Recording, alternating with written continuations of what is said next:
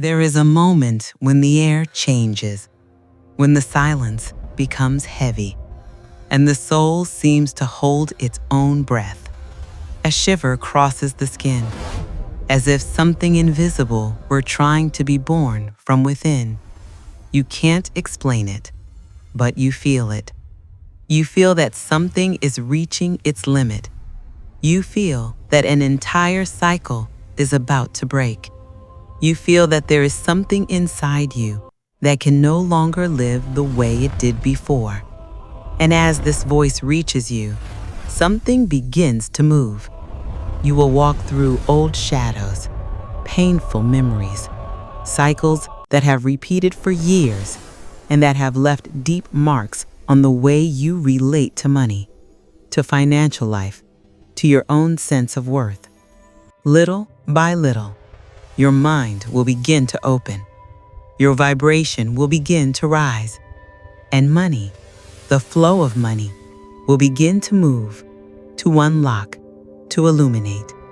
You will feel the gentle presence of God, not as a rule, not as a religion, not as a weight, but as a light presence, silent, that embraces you from the inside. Because what is at stake here is not just money. It is the cycle that holds you. It is the financial destiny waiting to be born. It is the financial life that has been crying for help for years. It is your soul begging to leave stagnation. And when this changes, everything changes. Money changes. Financial life changes. You change. And that was where everything began. And so we enter the first shadowed chapter, the trapped life, the heavy breath. Her name was Helena, an ordinary woman with quiet dreams, but with a deep pain she carried in her chest every single day. She always woke up with the same weight, a tightness in her chest that never went away. It was like trying to move inside a thick ocean. Nothing flowed, nothing opened, nothing changed. Money didn't come. Her financial life didn't move, and each day felt harder than the one before. Helena looked at the bills and felt shame, felt guilt, felt fear. She didn't believe in energy, didn't believe in vibration, didn't believe in God, and even less that money could have anything to do with feelings, emotions, or consciousness. To her, the world was harsh, and that was that. The days were repetitive, the dreams were set aside, and the soul merely survived the routine. Deep down, Helena was tired, extremely tired, but she never said it out loud. She just kept going, hurt, broken, exhausted. And then comes the chapter of the routine that tightens the heart. Her routine was a sequence of suffocating repetitions, waking up tired, looking at the empty bank balance, feeling her stomach twist, taking a deep breath to keep from crying. She walked through the house as if carrying a backpack full of invisible stones. Her salary was never enough. Money came in and evaporated. Her financial life always seemed behind, always owing, always stuck. She believed the problem was her, that she wasn't good enough, that money didn't come because she didn't know how to handle it, that her stuck financial life was her fault. She repeated phrases like, "I'm not made to earn money. I'm not good with money. Money isn't for people like me." And the more she believed this, the more reality shaped itself to these beliefs. The external world only mirrored the internal chaos. Faith? She couldn't even remember what it felt like. Life had crushed that long ago. The emptiness grew, the pain grew, and money remained distant. Until the night when everything almost ended. It was on a silent, heavy night that everything collapsed.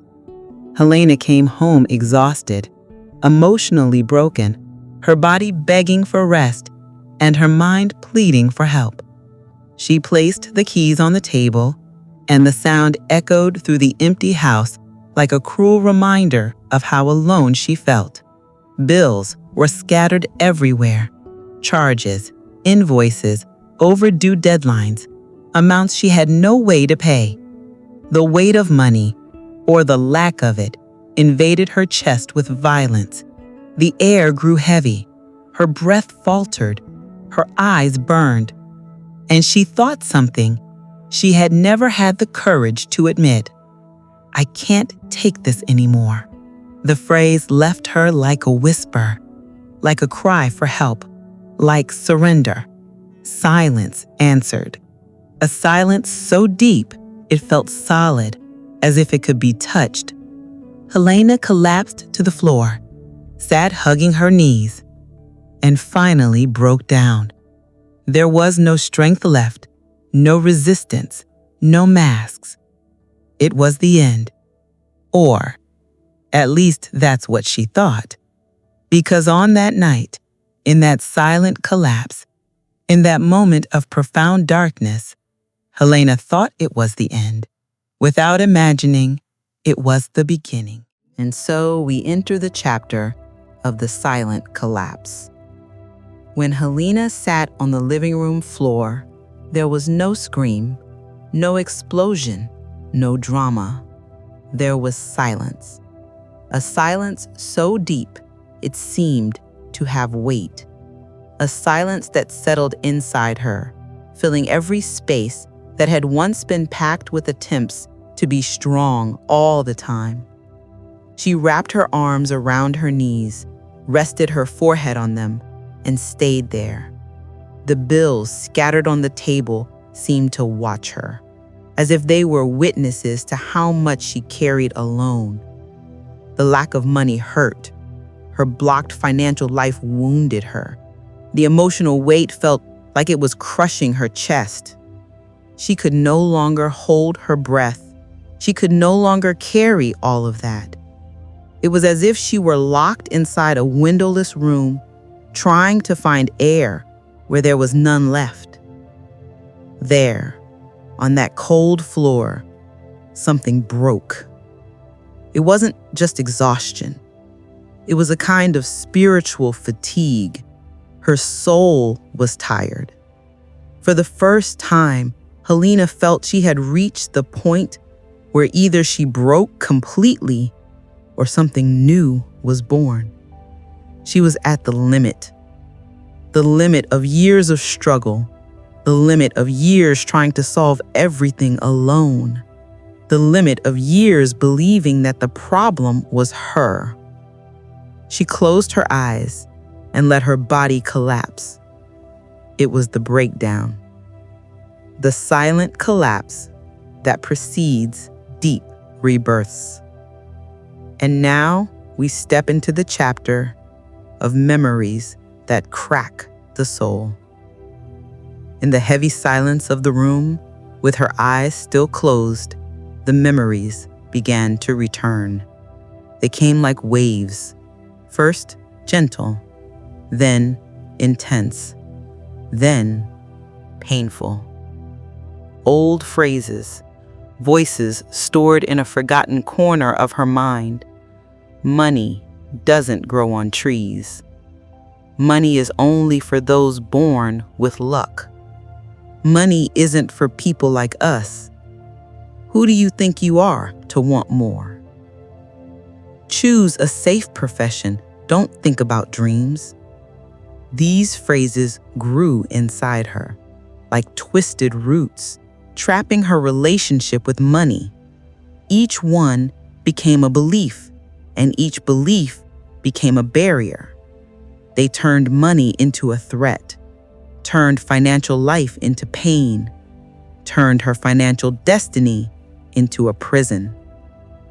Helena began to see childhood memories, denied requests, closed expressions, arguments about bills, moments when she felt ashamed for wanting something her family couldn't afford. She remembered embracing dreams that never left the page, because someone said, "That won't make money." She remembered every time she tried to start something, every failed attempt, every no, every time she received less than she was worth, and believed that this was the most she deserved. The pain wasn't just current, it was old, deep, rooted. That collapse had opened not just the present, but her entire history with money. And there, before all those memories, Helena felt her soul tremble, but she didn't run. She didn't look away. She didn't hide. She faced it all, faced her own story with money. And something deep inside her chest began to move. And slowly, we enter the chapter of the emptiness and the first sliver of light. Night advanced. The house grew even silenter, and Helena remained there, sitting on the floor, feeling that hollow inside her chest. It was a vast emptiness, an emptiness that seemed to echo, an emptiness that wasn't only about money, nor just physical exhaustion. It was an existential emptiness, a spiritual emptiness, as if she had spent years trying to survive without ever truly living. The loneliness was so deep that it hurt physically. It hurt in her back. It hurt in her shoulders. It hurt in her heart. But inside that emptiness, something unexpected happened. A question, soft as a whisper, appeared. What if this isn't the end? Then another. What if there is something beyond this? And one more. What if financial life can change? What if money can flow again? It was subtle, almost imperceptible, almost shy, but it was real. It was like a thread of light piercing a door that had been closed for decades. Helena didn't know where that feeling came from. She didn't know if she had the strength to believe, but she felt it. She felt that something was breathing inside her, a tiny sliver, but alive. She took a deep breath for the first time that night and allowed that sliver to remain, allowed the idea to stay, allowed the possibility to exist, even if small. And while the emptiness felt enormous, that sliver seemed to say, "This is where everything is reborn." And so we enter the chapter where a single thought changes the air. The next morning, Helena opened her eyes and noticed something different. It wasn't joy. It wasn't strength. It wasn't enthusiasm. It was clarity. Silent, subtle, but present. A thought was born inside her, effortlessly, as if it came from a place she couldn't identify. I need to try something different. It was simple, direct, deep. That thought shifted the air in the room, the breath, the rhythm of her body. It was as if her mind, for the first time in a long time, had awakened with a small opening of possibility, a small opening of change. She repeated in her mind, "If I keep doing the same things, I will stay in the same place.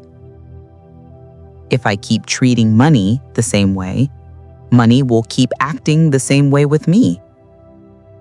If I keep believing the same stories, my financial life will stay stuck. These phrases seem to turn on inner lights.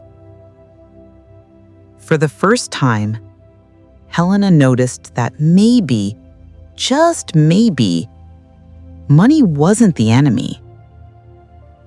Maybe it was a reflection. Maybe it was a response. Maybe it was a mirror of what was happening inside her.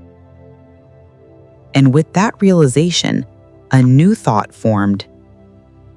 If I change on the inside, maybe money will change on the outside. It was only a seed, but seeds carry forests. And an entire forest began to sprout within her on that early morning. And now unfolds the chapter of the first gratitude.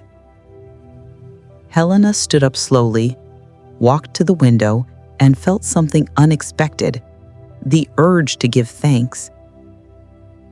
There was no obvious reason.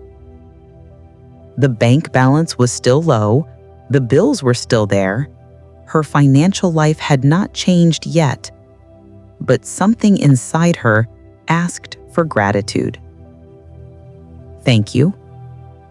It came out almost like a whisper, almost voiceless, almost shy. But it was sincere. It was true, and it was transformative.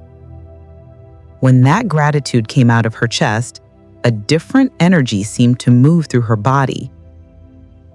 Her vibration rose slightly. Her mind opened a bit more. Her chest breathed differently. It was minimal, but powerful, as if the universe leaned in and said, "Continue." Helena didn't fully understand, but she felt it. She felt that gratitude was the key she never knew she had. She felt that where gratitude is born, something inside her expands, something realigns, something creates space. And where there is space, money can enter, financial life can breathe, financial destiny can begin to move. That morning, the first gratitude in years was like turning on a small light in a dark room. Small, but enough to reveal a path. And then, the chapter of the gentle and profound contact with God. Later, sitting at the table with a cup between her hands, Helena felt something she hadn't felt in a long time. A presence. It wasn't fear. It wasn't guilt. It wasn't a religious figure. It was God.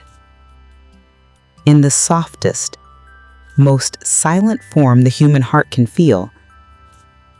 It was warmth, a calm, a deep breath that seemed to come from inside and outside at the same time. Helena didn't hear a voice. She didn't see an image. But she felt. She felt as if she were being seen, as if she were being held for the first time in years. And then, without planning, without rehearsing, without thinking, she spoke. If there is something greater, show me a path. Help me unlock my financial life. Help me let money flow. Help me stop treating money as the enemy. Help me change.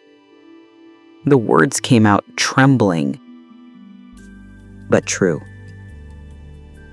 It wasn't a desperate request. It was a surrender. And the moment she finished speaking, Helena felt something inside her open. An old door, locked for years, opened just a little just a little, but enough for a new light to enter. A gentle light, a living light, a light that said, "I am here." And for the first time in a very long time, Helena did not feel alone. And so we enter the chapter where transformation awakens the external world. After that day of the crossing, something began to change around Helena. It wasn't only inside her, it was in the world, in the field, in the air. It was as if reality were reacting to the new vibration she carried in her chest. Messages began to arrive from unexpected places.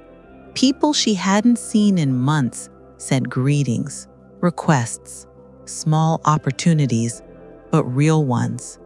Referrals began to appear from clients she didn't even know had appreciated her work so deeply. Invitations came. Small projects appeared. Micro opportunities sprouted like seeds someone had planted years ago and that only now, finally, were beginning to bloom. It was as if reality were reacting to the new vibration she carried in her chest. Money, which once seemed to run away, was now finding its way back, step by step, slow but steady. Helena noticed this every time she received a new message, every time someone reached out, every time a door opened without her having to force it. She felt a new kind of peace, a sense that finally the universe was responding to her inner movement. What once was chaos was becoming order. What once was scarcity was becoming flow. What once was blocked was beginning to open. And she knew it wasn't luck. It wasn't coincidence. It was vibration. It was the reflection of a soul that finally allowed itself to change. And now comes the chapter where financial freedom breathes for the first time. It was in a late afternoon when the sun touched the kitchen window that Helena decided without thinking much to open her banking app. She opened it, took a deep breath, and looked. For a few seconds, she stayed still. Her bank account was no longer in the negative. The number wasn't huge. It wasn't wealth. It wasn't fortune, but it was positive. For the first time in a long time, it was positive. Helena placed her hand over her mouth to hold back the tears, but they escaped anyway. They were different tears, not tears of pain, not tears of despair. They were tears of liberation. Because that number, simple to anyone on the outside, was gigantic to her. It was the first concrete sign that all the inner movement was manifesting in matter. Her financial life, after years suffocating, breathed for the first time. It was as if the universe said, "You left stagnation. You opened space for the new. You were reborn inside your relationship with money. Continue. Do not go back." Helena leaned her head against the wall, the phone screen still lighting her face, and cried. But now she cried with gratitude, with relief, with rebirth. Financial freedom had just been born inside her. And once it is born, it never dies again. And now comes the chapter where financial life opens completely. The following days were marked by a deep transformation, almost magical, but absolutely real. Helena no longer woke with tightness. She woke with calm, with light breath, with an open chest. She felt God in the small movements of life, in the intuition that told her which path to follow, in the silent courage she never had before. Money began to arrive in natural ways, flowed through unexpected routes. New clients appeared, bigger projects arose, and under strength, most impressively, she had the clarity to say no to what didn't make sense. Because now she knew who she was. She knew her worth. She knew what she deserved. Her financial life, which once felt like a dark labyrinth, was now an open road, illuminated from within. It was as if all versions of her that once doubted, all versions that were afraid, all versions that believed money was not for them, had finally been set free. It was expansion. It was rebirth. It was life. Helena's financial destiny had changed definitively, completely, profoundly. She looked at herself in the mirror one morning and realized, I will never go back to the old version of me. I was reborn. My financial life opened. Money now walks with me. I became who I always was, but never allowed myself to be. And in the quiet of that moment, with a full soul and a light heart, she heard a phrase coming from the deepest place within her. The transformation is yours. The rebirth is yours. The freedom is yours. Which part touched you? What inside you wants to be reborn today? And so we enter the chapter where the mind begins to awaken. In the days that followed, Helena began to act differently. Without noticing, small internal movements began to organize the external world. She woke up earlier, showered more calmly, fixed her hair with more care, and above all, felt a new desire to put her own life in order. She started with the house. She grabbed old boxes, opened forgotten drawers, threw away papers that no longer served, organized what she had always postponed. Every trash bag she took outside seemed to take an emotional weight from her chest as well. Every drawer she organized seemed to create space inside her mind. Every corner she cleaned seemed to air out her soul. And all of this began to reflect on money. Because while she moved the outside, the inside moved with it. Her vibration was changing. Her energy was changing. The way she saw her financial life was changing too. That was when something simple happened, but enormous for her. Helena opened her banking app, not to suffer, not to blame herself, but to see, to look with clarity, to acknowledge where she was, to face the truth without running from it. And for the first time, the balance did not crush her. It did not define who she was. It did not make her feel small.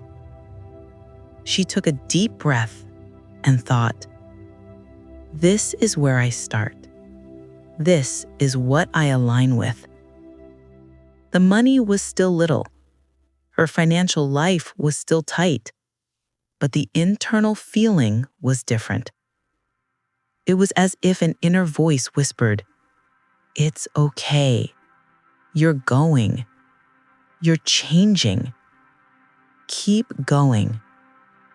The money hadn't arrived yet, but Helena could feel, deep inside her chest, it's coming. I can feel the movement. My financial life is awakening. It was new, and it was real. And then unfolds the chapter of the first sign of financial opening. It was on an ordinary morning, apparently just like so many others, that the first great sign arrived. Helena was having coffee, the cup still warm in her hands, when she heard a notification on her phone. She picked it up with no expectation at all. But when she looked at the screen, her heart stopped for a second. It was a message from an old client, someone she had worked with months earlier, but who never returned. The text said, "Helena, how are you? I really need your work again. Do you have availability? We can close a new package. If you prefer, I can pay in advance." She read it and reread it as if she couldn't believe it. A warm wave rose through her chest, reached her throat, filled her eyes. It wasn't just about the money. It wasn't just about the service.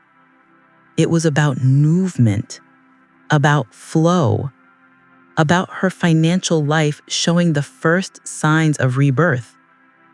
It was as if the universe said, "I heard you. I saw your change. The energy has opened. Continue." Helena couldn't hold back the smile, nor the tears. She thanked silently, thanked with her chest, thanked with her soul. Something inside her said, if this happened, other signs will happen. If one door opened, other doors can open. Your financial life is moving. And it truly was. And now comes the chapter of the moment when everything shifted. That afternoon, Helena decided to go for a walk. She needed to breathe, to feel her body, to feel the air, to feel life on her skin. As she walked, she noticed details she hadn't seen before. The light reflecting on the sidewalk, the smell of the trees, the distant sound of cars, the rhythm of her own footsteps. The world seemed more alive, or maybe it was her who was more alive. Then she saw an elderly woman standing at the edge of the street, fragile, timid, holding a bag with difficulty. Cars rushed by. The woman tried to cross, but fear kept her legs from moving. Before she even realized it, Helena was already walking towards her. "Do you want help crossing?" The woman gave a small smile, almost relieved. Helena held her hand, guided each step, protected her with her body, crossed with her. And in the middle of that crossing, something happened. A deep warmth rose through her legs, filled her chest, and climbed to her head. It was a wave, a vibration, something alive, something spiritual. It wasn't ordinary emotion. It was bigger, deeper. And in that wave, she heard, not with her ears, but with her soul, when you open your heart, life opens for you. When you change on the inside, money changes on the outside. When you care for life, life cares for you. When they reached the other side of the street, the woman thanked her with tearful eyes. And Helena stood there for a few moments, still, feeling that something had moved inside her. Something big, something definitive. It was as if that small gesture had unlocked a deep part of her soul. From that moment on, her entire life would begin to move.